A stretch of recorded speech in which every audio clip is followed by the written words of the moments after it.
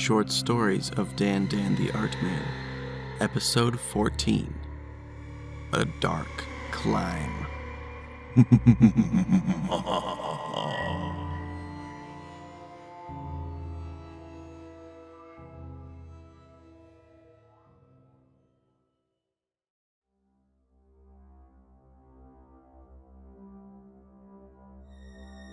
There is a legend in my town about the old water tower that sits behind the Chesterton Mansion on the West Hill.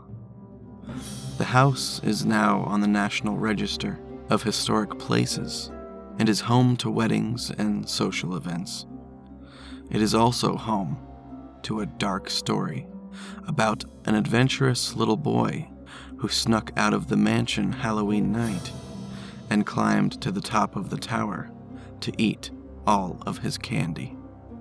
The story goes that he sat on top of that tower and ate until all of his candy was gone. Then he fell asleep. In the night, he rolled over and fell off the tower to his death. It is said that if you climb the tower on Halloween night, you can see his mother on the back balcony of the mansion looking for him. What they don't tell you is he is up there too, and he doesn't want to share his candy. We just moved here in early October. If you're a military brat like me, you probably already guessed why. Yep, my dad's a serviceman. It's a small town, but they have an Air Force base that needed an aircraft mechanic, so that's where the military moved us. My mom was in the Air Force too. That's where they met. But she was killed while deployed in Afghanistan on her second tour of duty. So it's just Dad and me. We get along all right. I get good grades, don't get into too much trouble, and he trusts me enough to let me stay out with friends. I think it's because he feels guilty about moving me and making me find new friends. I make friends easily, though. I'm in school all day, so I'm always surrounded by a bunch of other guys my age having to deal with the same stuff. It doesn't take long to find people to hang out with.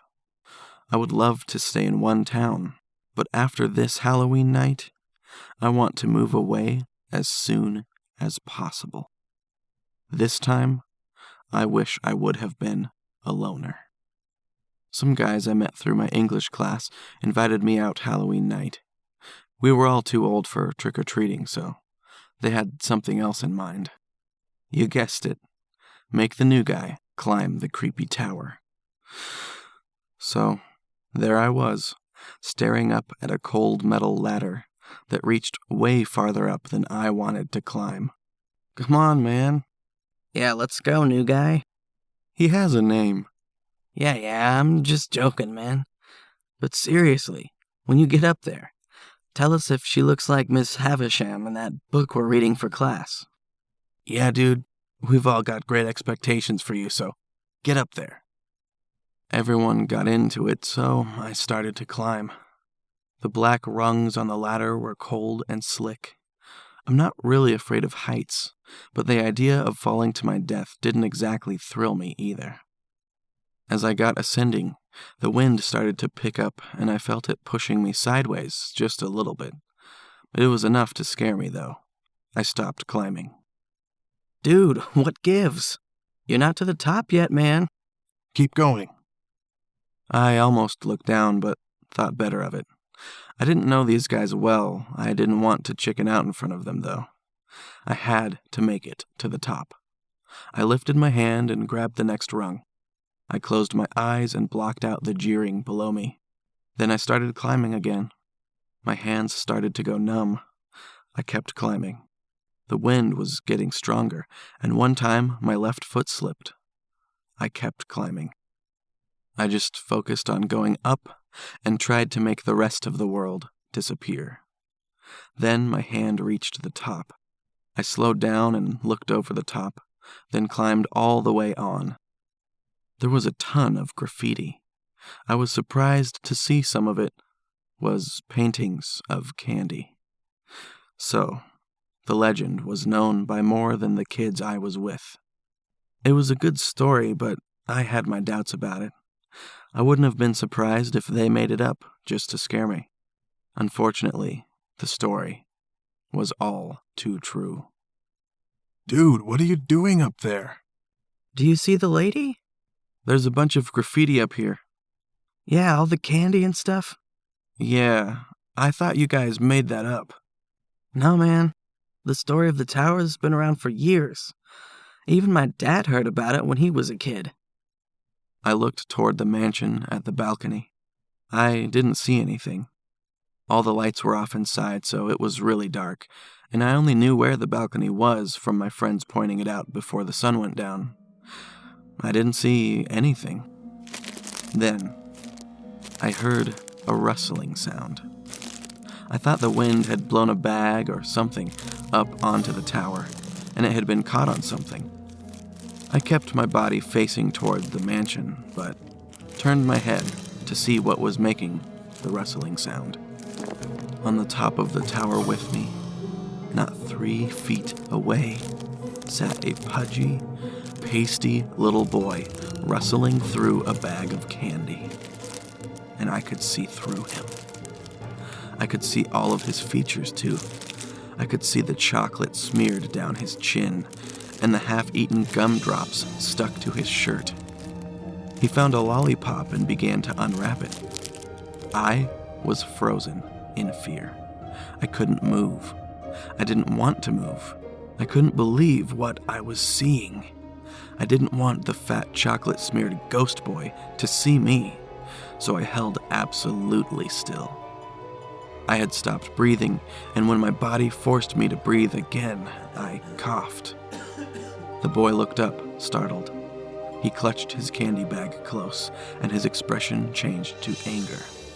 His fuzzy, diaphanous little eyebrows slumped down.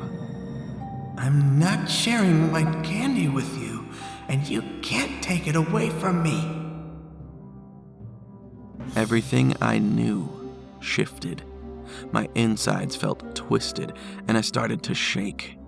What my eyes were showing me, I knew could not be true. Get away from me. This is my candy. The boy put his bag down and stood up. I stretched out my hands toward him, trying to keep him away. I tried to speak. Maybe I could convince him that I didn't want his candy. I didn't want anything to do with him. I didn't want him to exist because he made my brain hurt and everything I believe melt away in a sea of fear. Stay away from my candy, he said, taking a step towards me. It was more than I could handle. I finally broke my eyes away from him and looked around for any way to escape. Now that I've had time to think of it, I wonder why I didn't just run through him to get to the ladder. But in the moment, I was way too scared. I saw a thick, long tree branch jutting out towards me like a mighty arm, calling for me to jump to it and accept its helping hand to safety. I looked back at the boy, and my fright was renewed. I bolted. I ran to the edge of the tower and launched myself to the tree branch. I grabbed on, and it bent under my weight. I fell until it reached its limit, and I bounced back up. Then, on the way down again, I heard a snap. I was falling. My stomach felt like it did on the drop of a roller coaster, and that's the last thing I remember from that night. I wish I could have hit my head hard enough on the way down to forget all about it, but I can't. The image of that boy is something I fear I will never be able to get rid of. I still have dreams of him coming towards me, telling me I can't have his candy, and then the fall. I always wake up when I hit the ground. I got to skip school for a few days while I recovered in the hospital, and I was glad for that. I didn't want to face my friends. I was mad at them for making me go up to that tower. A couple of them visited me, but I don't think it was out of kindness. I think they just had to know why I randomly jumped off the tower. They never saw a thing. They said they saw me stop and stare at something, and they all called to me, but I never heard them. That's never happened to me before, where I've been so scared I can't even hear people calling to me. I hope my dad gets moved again soon. I hope I never see that tower again. I hope I can stop dreaming of the fat kid whose bulging belly I can see right through. I know I am never going near that house or that tower ever again.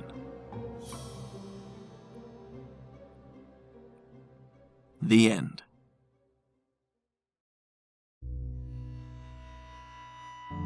Hey guys, thanks for listening to my Halloween short story. Haven't written one in a long time. Hope you enjoyed it. Pretty short, pretty simple, but yeah, it's kind of fun to write a ghost story. I haven't written one of those before. You can find me at my website, DanDanTheArtMan.com, and you can find me on Twitter at DanDanTheArtMan, Facebook, Google+, same thing. Hope you guys enjoyed the story. Hope you guys are enjoying my book reviews podcast, and hope that I write and podcast another short story very soon. I have been recording myself reading my short stories. They're ones that I already have recorded a long time ago. Since then, I've narrated about 16 audiobooks, so I've got some better chops for narrating stories, and I am narrating stories again also because I have a brand new, well, now I've had it for a couple years, but a really nice microphone. It's what I'm recording on right now. So I am going to re-record all my stories and then put them all up as an anthology on Podiobooks. All of the stories are actually now available at Smashwords and on Amazon and BarnesandNoble.com and Nook and Kobo and all those great places. And it's called DanThology because it's an anthology, which is just a collection of short stories, all of which have been written by me. So go check that out if you're curious. You can also hear all the stories now in this podcast feed, but I'll be releasing them soon, one by one, on this podcast feed again, with better audio quality and a new reading. And then I'll put them all together and put them on Podiobooks.com. It's been my dream to get on Podiobooks for a long time, and I cannot wait to do it. Hopefully I'll eventually do it with a novel. But until then, I've got a bunch of short stories I'm really proud of, and they'll be coming your way soon. Thank you guys so much for listening. Have a safe and happy Halloween.